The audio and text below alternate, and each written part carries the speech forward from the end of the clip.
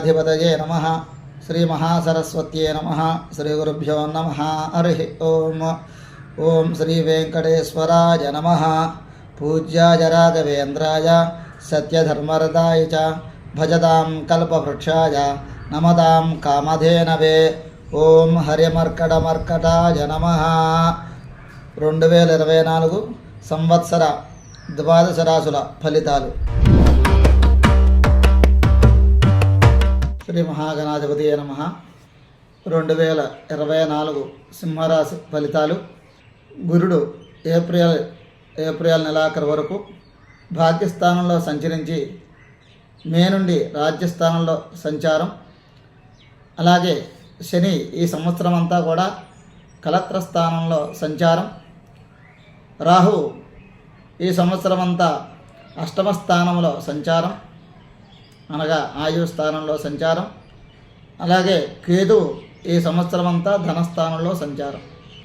ఈ రాశి వారికి జనవరి నుంచి ఏప్రిల్ వరకు కూడా భాగ్యస్థానంలో సంచారం. ఈ సంచారం చాలా అనుకూలంగా ఉంటుంది. కుటుంబ సౌఖ్యం లభిస్తుంది. ఏప్రిల్ లోపు ఏదైనా సరే స్థలాలు కానీ ఇల్లు కానీ కట్టడం లేదా కొనడం అనే అన్ని పనులు కూడా కలిసి వస్తాయి. మే నెల తర్వాత గురుడు రాజ్యస్థానంలో సంచారం వలన వృధా ప్రయాణాలు చేయవలసి వస్తుంది. ఉద్యోగాల్లో అధికారులతో అకారణ కలహాలు, ఉద్యోగాల్లో చేర్పులు మార్పులు కూడా జరుగుతాయి. అలాగే వ్యాపారాల్లో పెట్టుబడులు ఆలోచించి నిర్ణయాలు తీసుకోవాలి. కుటుంబంలో చికాకులన్నీ కూడా అధికంగా చికాకులు ఉంటాయి ఈ సంవత్సరం. అలాగే సంతానంతో ఇబ్బందులు. గురుడు సంచారం అనుకూలంగా లేదు కాబట్టి ఈ యొక్క అనారోగ్య సమస్యలు కూడా, శారీరక మానసిక ఇబ్బందులు, అనేకమైన ఊహించలేని సంఘటనలు కూడా ఎదురవుతూ ఉంటాయి. శరీరంలో అనారోగ్య బాధలు, శరీరం అంతా కూడా నిరుత్సాహంగా ఉండుట, ఆలోచన విధానాలు మందగిస్తాయి.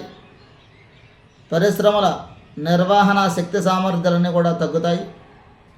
మనసులో భయంగా ఉండడం, ప్రభుత్వ సంబంధిత పనుల్లో ఆటంకాలు ఏర్పడుతూ ఉంటాయి. సమాజంలో గౌరవం తగ్గుతుంది. అనవసర ప్రయాణాల వలన ధన నష్టం కలుగుతుంది. మానసికంగా శారీరకంగా బలహీనపడతారు. విలువైన వస్తువులు జాగ్రత్త అవసరం. పుత్ర సంతానం వలన సంఘంలో గౌరవం పెరుగుతుంది. విద్యార్థులకు కోరుకున్న విద్యలన్నీ కూడా లభిస్తాయి. నూతన వ్యాపారం ప్రారంభించేస్తారు. అలాగే శని కలత్ర స్థానంలో సంచారం. ఈ సంచారం వలన మానసిక భయాందోళనగా ఉండుట, భార్యాభర్తల మధ్య అన్యోన్యత తగ్గి విరోధాలు కూడా రాగలవు. వివాహ ప్రయత్నాల్లో నిరాశ చెందుతారు. వ్యాపారంలో ధన నష్టం.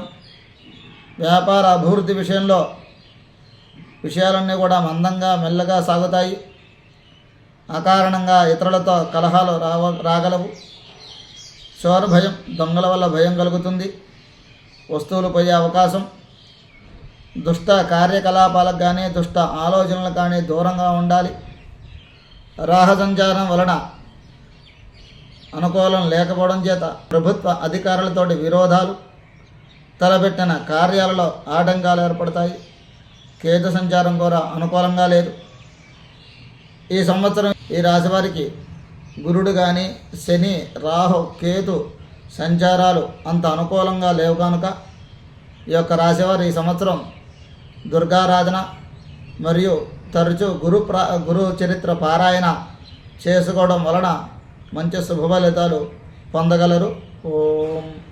మా వీడియో మీకు నచ్చినట్లయితే please like, share and subscribe.